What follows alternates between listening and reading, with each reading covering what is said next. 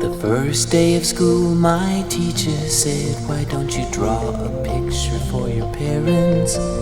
So I drew a picture of an alligator and I named him Terrence.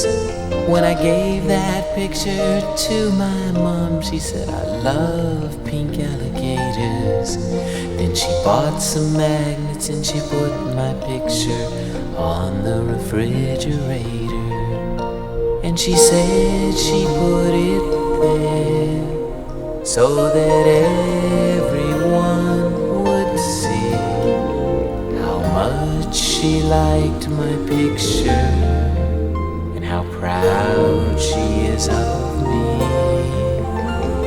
Now when the teacher asks me why a drawing takes so long, I say, 'cause it's a refrigerator picture for my mom. Refrigerator picture for my mom.